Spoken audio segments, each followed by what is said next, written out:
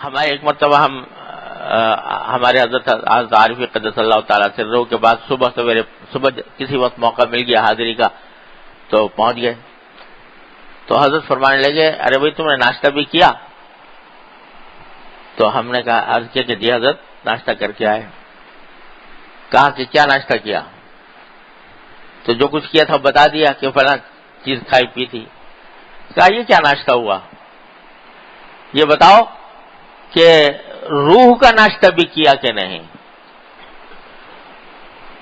مطلب حضرت کا یہ تھا کہ صبح کے وقت میں جو ذکر کے معمولات ہیں وہ کیے کہ نہیں کیے.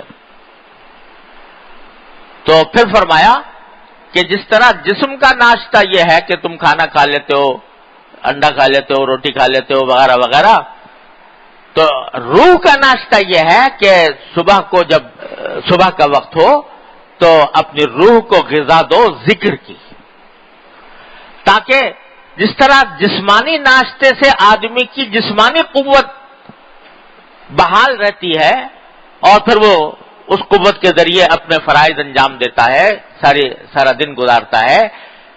ناشتہ نہ کرے تو کمزور پڑ جائے گا، کام پوری طرح نہیں کر سکے گا. اسی طرح روح کا ناشتہ یہ ہے کہ آدمی ذکر کرے صبح کو.